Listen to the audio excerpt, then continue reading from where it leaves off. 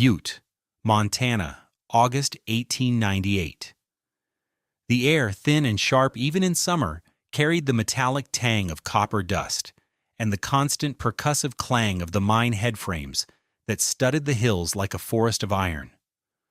On a small plot carved from the rocky slope overlooking the Meterville Flats, Nathan Trelawny worked. He was building a cabin, but not like any cabin the other miners, carpenters, or even the city building inspector had ever seen. 3 of its walls were rising in the familiar fashion of the frontier: lodgepole pine, saddle-notched and ready for a winter's worth of mud and moss chinking. The 4th wall, the north wall, was another thing entirely. It was an abomination of granite. Instead of logs, Trelawny was painstakingly laying a massive foundation of stone, 2 feet thick, using irregular blocks of Butte granite he'd hauled himself from the mine tailings. These were the cast-offs, the rubble blasted away to get to the copper veins, now finding a new purpose under his careful hands. He was not a carpenter, that much was clear. His movements were not the fluid, practiced economy of a man who knew wood. He was a stonemason, a creature of weight and permanence, and he was building a wall that belonged on a Cornish moor, not a Montana mountainside. "Look at him," said Silas Black, a shift boss with hands like leather mallets, pausing on the path above. "Building his own tombstone on the north side. The fool?" His companion, a lanky timberman named Angus MacLeod, squinted. "Heard he's a cousin Jack, from the old country. They don't know our winters." MacLeod was building his own cabin 2 lots over, a perfect, symmetrical box of timber hewn with pride and precision. "That much stone will suck the life out of any fire he builds. He'll freeze solid by December. It's madness." The consensus on the hill was firm. From the Irish miners in Dublin Gulch to the Finnish sawmill workers, the judgment was the same. The Cornishman was building Trelawny's Folly. The north wall, facing the relentless, soul-stealing winds that would soon pour down from the Continental Divide, should have been the most heavily insulated, the most carefully chinked. Instead, he was building it of solid, cold rock. It defied 100 years of frontier wisdom. Even Emmett Purtell, the Butte City building inspector, a man who lived by code and plumb line, could only shake his head in professional dismay. He'd made his first unofficial visit a week prior, watching Trelawny lever a 400-pound granite block into place. Purtell had cleared his throat, preparing a lecture on proper framing and the R-value of dead airspace. Trelawny had simply looked at him with pale blue eyes, nodded a silent greeting, and turned back to settling the stone, his focus absolute. The conversation had died before it began.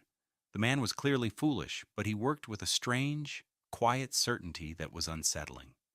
The mockery was a low hum through the late summer and early autumn. It was in the glances of the men walking to the Never Sweat mine, in the laughter from the saloons on Park Street, in the concerned whispers of the women at the Mercantile. A man building a stone wall to welcome the Montana winter was a man courting disaster. What did this Cornish tin miner, this builder of granite hedges from a damp and temperate island, understand about thermal mass and wind shadow that the experienced, hard-bitten builders of Butte, Montana, had missed? I promise you, the answer to that question not only saved his family, but would go on to change the way an entire community thought about survival on the richest hill on Earth.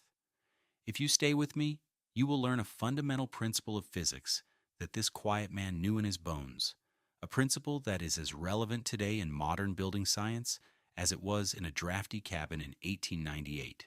If you have your own stories of unconventional wisdom or foolish ideas that turned out to be brilliant, I'd love to read them in the comments below.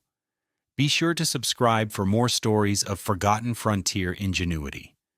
Nathan Trelawny was not a frontiersman. He was not a logger, a hunter, or a man who understood the language of pine and plains. He was a man of the underground, a man whose heritage was etched in the granite bedrock of Cornwall, England. He was from Redruth, a town that sat atop a labyrinth of tin mines, and his father and his father's father had been hard rock men. Their world was the stope, the adit, the winds. Their tools were the drill, the pick, and black powder. Their hands were intimate with the weight and texture of granite, the feel of a solid load, the chilling damp of a deep shaft. On the surface, they built not with wood, which was scarce, but with the stone they pulled from the earth, creating the distinctive granite hedges and cottages that withstood the gales howling in from the Atlantic. He had come to Butte, like thousands of other Cornishmen, chasing the rumor of copper. The tin was playing out back home, but Butte was booming, a volcano of industry spewing wealth and opportunity. He brought with him his wife, Ilara, a woman as quiet and resilient as himself, and their two small children, 7-year-old Thomas and 5-year-old Morwenna. Their first winter in Butte, in a hastily constructed rental shack near the Parrot Mine, had been a lesson in suffering. It was a winter of brutal, unrelenting cold that tested the very definition of the word. Nathan learned what a true Montana winter meant, not through abstract temperature readings, but through a series of small, sharp-edged calamities. He remembered the night a neighbor's new carbide lamp, a marvel of modern technology, cracked across the brass reflector on its first spark, the metal contracting so violently in the cold that it simply gave up. He remembered the pit boss at the Anaconda mine showing him a tally sheet where the ink had frozen into a black, crystalline fern in the nib of his pen, locking the day's count in an icy stasis. Most vividly, he remembered trying to get his own horse moving one morning and watching the cast-iron handle of the community water trough snap off in his gloved hand, the iron made as brittle as glass by the 30-degree air. Inside their shack, it was little better. Ilara fought a losing battle against the cold. They stuffed rags in the walls, but the wind, a living entity, found every gap. Frost bloomed on the heads of the nails inside the cabin, each one a tiny conduit of cold, transmitting the brutal reality of the outdoors directly into their living space. The children slept in their coats, their breath pluming in the air, and Morwenna developed a cough that rattled in her small chest through the long, dark nights. They burned through a cord of wood in 2 weeks, the heat roaring up the flue and providing only a small circle of comfort before being devoured by the cold. Nathan would sit by the stove, feeding it precious fuel, and feel the heat on his face while his back remained numbingly cold. The problem, he realized, was the cabin itself. It was a sieve, a symmetrical, well-built, and utterly inadequate sieve. That spring, as the ground thawed and the memory of the frozen ink and the snapped iron handle remained sharp in his mind, Nathan Trelawny vowed he would not spend another winter like that. He secured a plot of land and began to design a home, not based on the traditions of the Montana frontier, but on the ancient, hard-won knowledge of Cornwall. The conventional failure of the log cabins in Butte was not a secret. It was a shared misery, a common enemy that drove the city's immense fuel consumption. Men like Angus MacLeod built with skill and care, using the best timber they could find. They squared their logs, notched them tight, and chinked them with a mixture of mud, straw, and sometimes even horsehair. By the standards of the time, they were well-built structures, but they were designed to fight a generic idea of cold, not the specific weaponized cold of the northern Rockies. The primary antagonist was the wind. It poured down the great trough of the Clark Fork Valley, channeled by the highlands and the Flint Creek Range, and fell upon Butte with the force of a river. This was not a gentle breeze. It was a relentless physical pressure, a phenomenon the miners called wind scour. It stripped heat from surfaces with brutal efficiency. The standard log cabin, with 4 equal walls of wood, presented 4 equal targets. On the south, east, and west sides, this was manageable. But the north wall was a sacrificial soldier in a battle it could never win. The wind, often carrying fine, abrasive ice crystals, would find every microscopic fissure in the chinking, pulling warm air out and driving cold air in. The logs themselves, while better insulators than solid stone of the same thickness, still bled heat. A 10-inch pine log has an R value of around 10 to 14. In still air at 0 degrees, that's adequate. But in a 30-mile-per-hour wind at 34 degree ants, the effective temperature, the wind chill, on that wall surface could drop to over 50 degrees below zero. The physics of this failure was simple conduction and convection. The interior heat would conduct through the log to the outer surface, where the wind would convect it away instantly. The constant removal of heat steepened the temperature gradient, accelerating the heat loss. Inside the McLeod cabin, for example, the air temperature might be 60 degrees Fahrenheit near the stove, but the interior surface of the north wall would be a mere 20 degrees. Anything touching it would freeze. Condensation from breath and cooking would turn to a thick rime of frost, coating the logs in a glittering, deadly sheath. The house was literally losing the battle from the inside out. The other, more subtle failure was one of thermal mass. A log cabin has very little capacity to store heat. It is a hot structure, meaning its interior temperature is almost entirely dependent on the continuous operation of the stove. When the fire died down, the temperature inside plummeted within an hour or two. The inhabitants were on a constant, exhausting treadmill of feeding the fire, their lives tethered to the woodpile. Nathan Trelawny understood this. He had lived it. His solution was not to build a better log wall. It was to refuse to fight the wind on its own terms.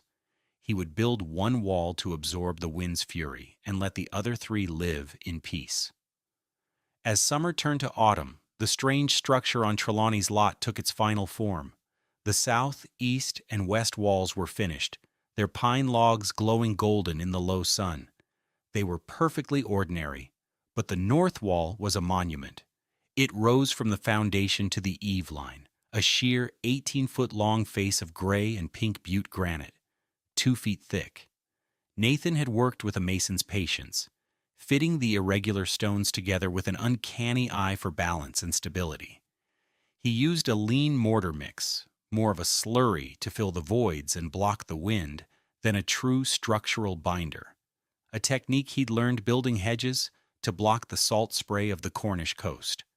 The wall was not beautiful in a conventional sense. It was brutal, monolithic, and utterly out of place. It looked less like a part of a home and more like a fragment of a fortress. In mid-October, Emmett Purtell arrived for his official inspection. He was not a malicious man, but he was a man of rules. He carried a clipboard, a tape measure, and the full authority of the Butte City Municipal Code.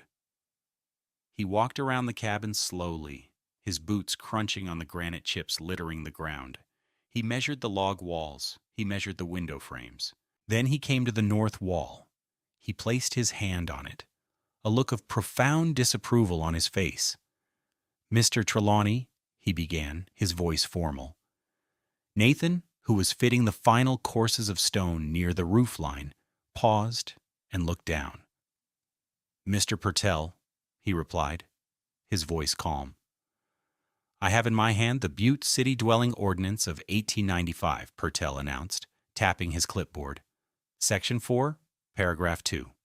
It specifies, and I quote, "All single-family dwellings constructed of timber or like materials must maintain structural and material symmetry on all elevations for the purpose of predictable load-bearing and fire-spread characteristics."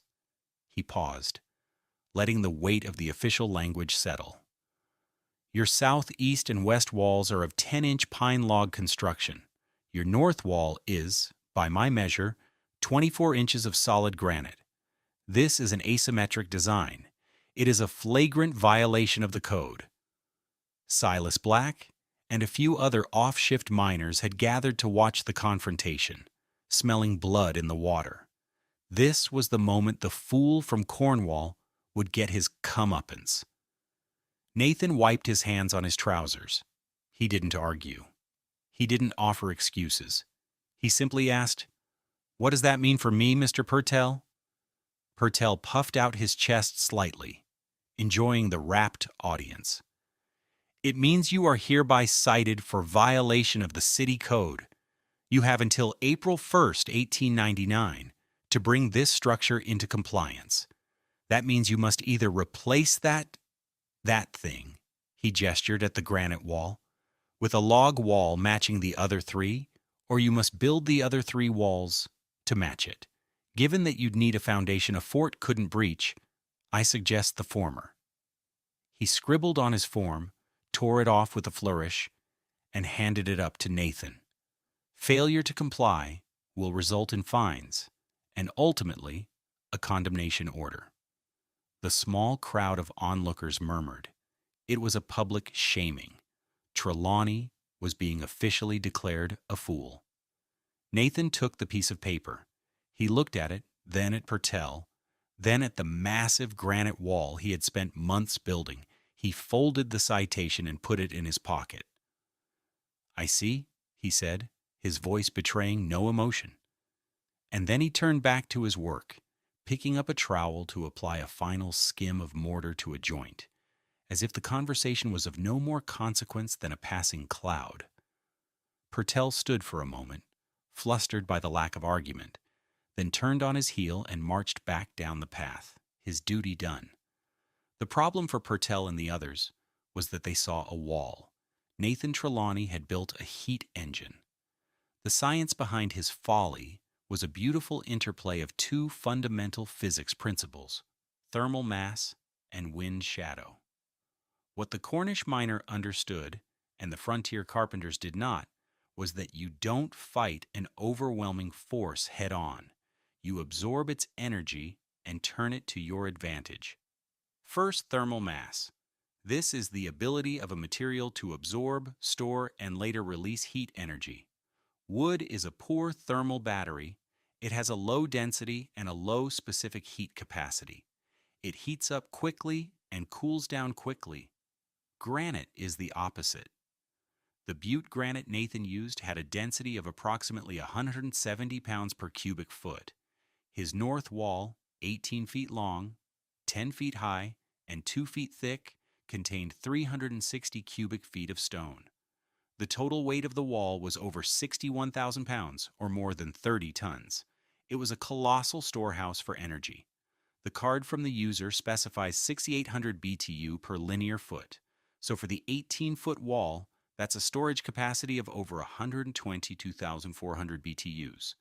A British thermal unit, or BTU, is the amount of energy needed to raise the temperature of 1 pound of water by 1 degree Fahrenheit. To put that in perspective, burning a standard 16-inch log might release 20,000 BTUs. Trelawny's wall could store the equivalent heat of 6 entire logs. But where did the heat come from? Not primarily from the stove. It came from the sun. Even on a bitterly cold, clear winter day, the sun's rays carry significant energy. While the north wall itself received no direct sunlight, the snow-covered ground in front of it acted as a massive, perfect reflector. It bounced midday solar radiation directly onto the face of the granite wall. The dark, rough stone was a near-perfect absorber. All day long, while the air temperature remained far below zero, the wall soaked up thousands of BTUs of solar energy, storing it deep within its 24-inch thickness. As night fell and the temperature plummeted further, the heat flow reversed. But instead of releasing its stored energy back into the cold night air, the majority of the heat, following the path of least resistance, radiated inward through the last few inches of stone and into the cabin. The wall became a giant low-temperature radiator, gently warming the living space all night long. It was a slow, steady, and completely silent source of heat, working long after the stove had cooled. The second principle was the wind shadow. Purtell and the others saw a cold, stone wall. Trelawny saw a breakwater, the 30-mile-per-hour wind that screamed across the Butte Flats, carrying a wind chill of 52 degrees, was a fluid.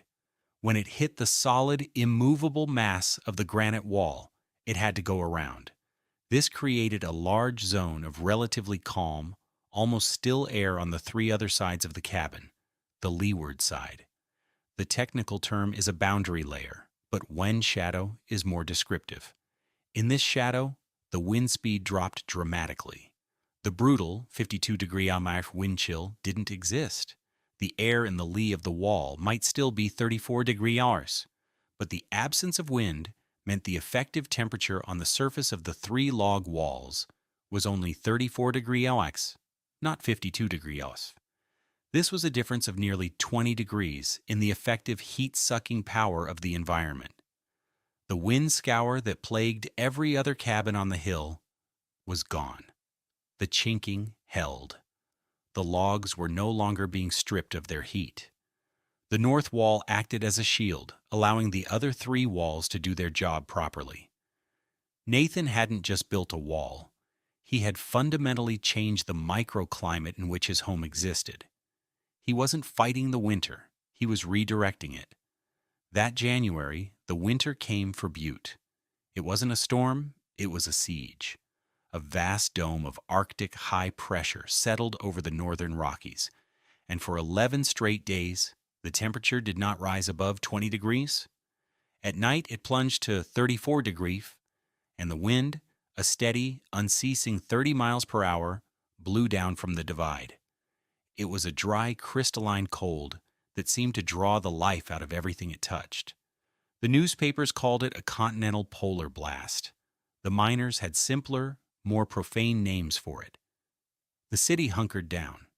The head frames groaned under the grip of the cold.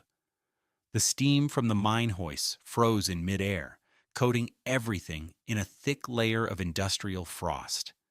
The sound of coughing echoed from the flimsy cottages.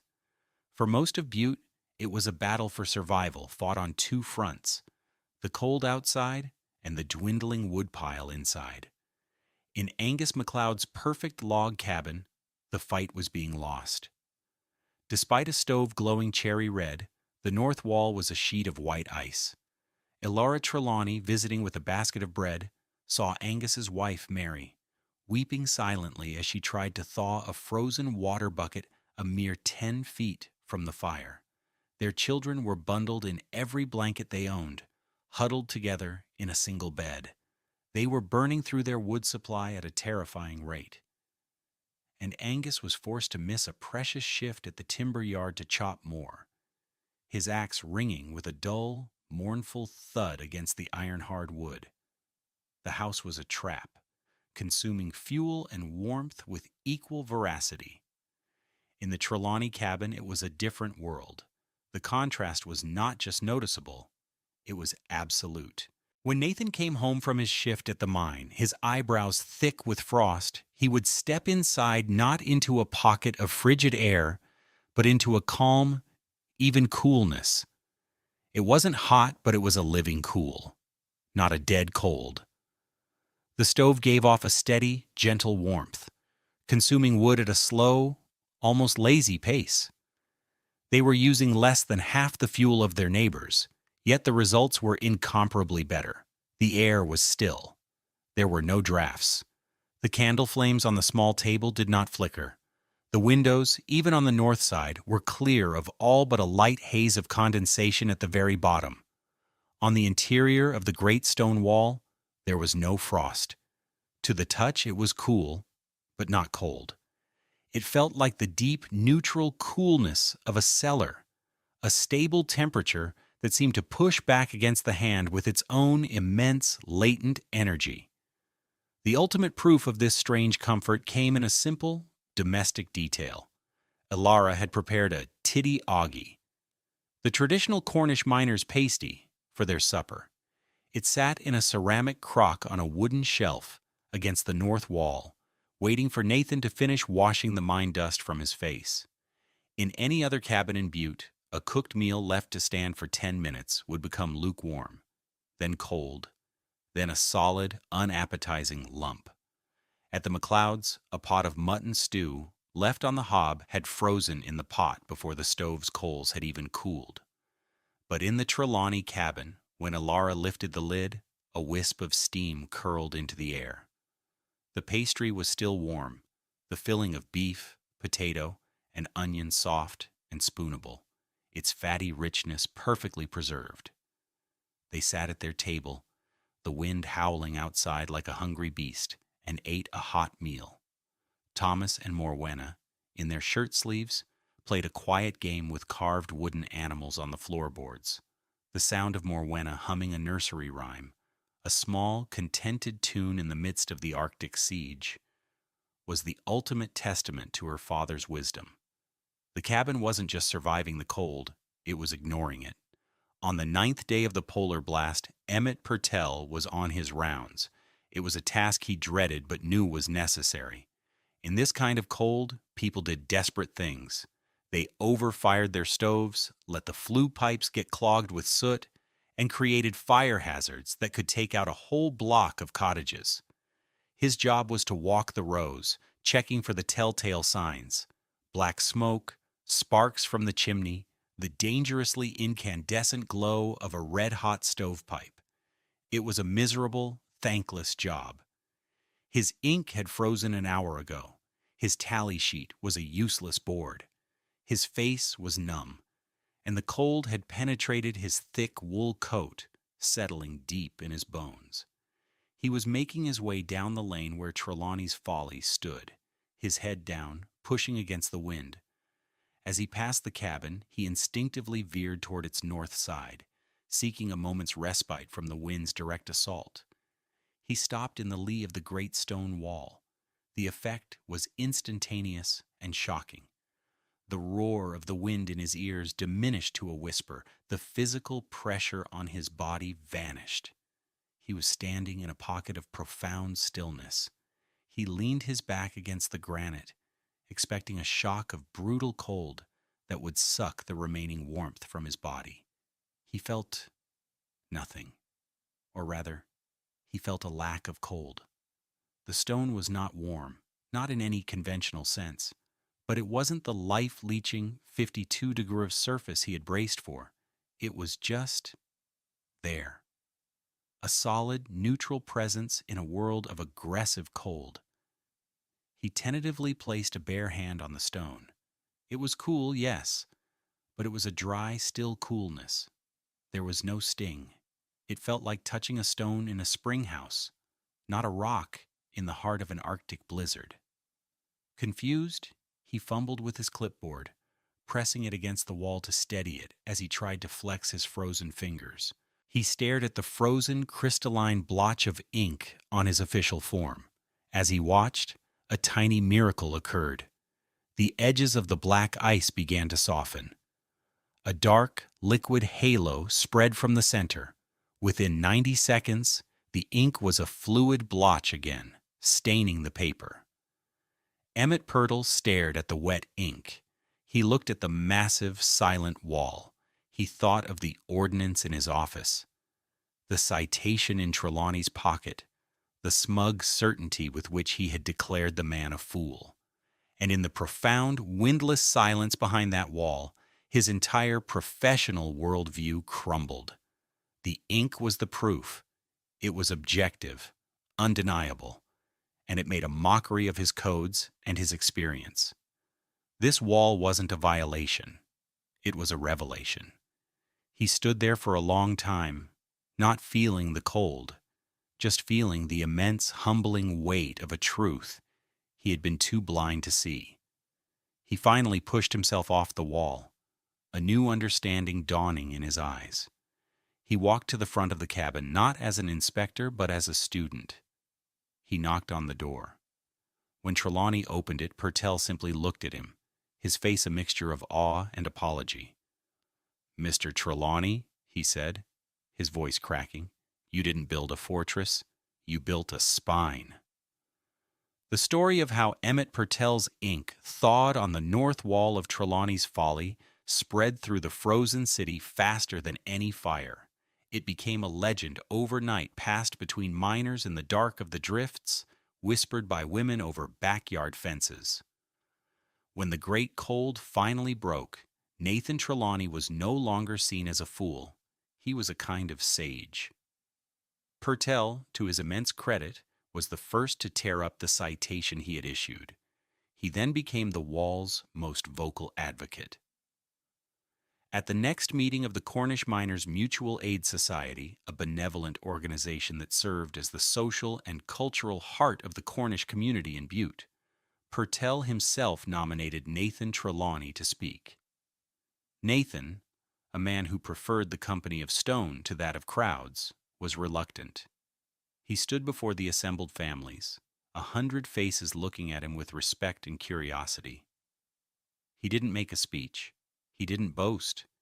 He simply took a piece of chalk and, on a large slate board, drew a cross-section of his cabin. He drew the thick north wall. He drew an arrow for the wind, showing how it was deflected. He drew a low sun and dotted lines showing the reflected rays hitting the wall. He drew another series of lines showing the stored heat radiating into the house at night. He barely said a word, letting the simple, elegant drawing speak for itself. The society understood. These were practical men who understood physics in their hands and their bones, if not in textbooks.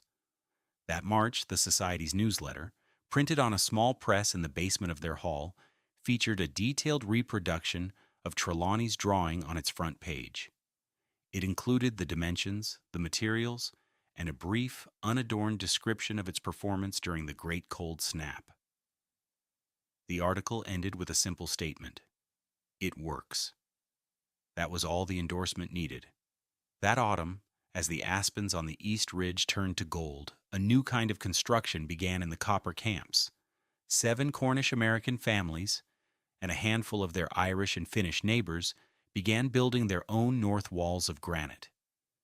They were not all as massive or as expertly built as Trelawny's, but they were all based on the same principle. The age of Trelawny's Folly was over. The age of the Trelawny wall had begun.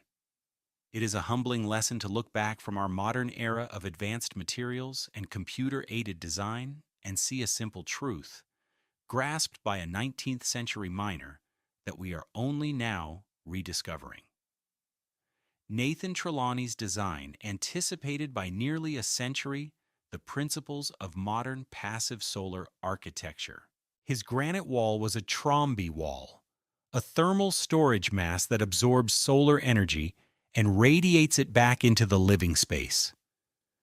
His understanding of the wind shadow is a foundational concept in permaculture and energy-efficient landscape design. He was not an engineer or an architect, but he had access to a form of knowledge that is often lost in our age of specialization, the holistic wisdom born of deep tradition and acute necessity. In the end, the story of the Trelawny Wall is a story about a different way of thinking. The frontier mindset, for all its strengths, was often one of confrontation. Man against nature, the cabin against the winter, the axe against the forest. It was a worldview of brute force resistance. Nathan Trelawny, drawing on a legacy of working with, not against, the forces of his environment, chose a different path. He didn't build a house to fight the wind. He asked one wall to face it, to understand it, to absorb its cold fury and transform it into a gentle, life-giving warmth, so that the other 3 walls and the family within them could rest. It's a profound lesson in resilience, a reminder that sometimes the most effective way to withstand a storm is not to build a stronger fortress, but to build a wiser one. Thank you for joining me on this journey into the past. I hope you found this story of ingenuity and vindication as inspiring as I do. If you enjoyed it, please consider liking this video and subscribing to the channel for more stories of the hidden geniuses of the frontier. And let us know in the comments what modern problems could be solved by looking at them with a bit of Trelawny's Folly thinking. The content of this video is for educational and storytelling purposes. It presents a historically inspired reconstruction of events and techniques. While based on real historical practices and scientific principles, the characters, names, and specific events depicted are fictional.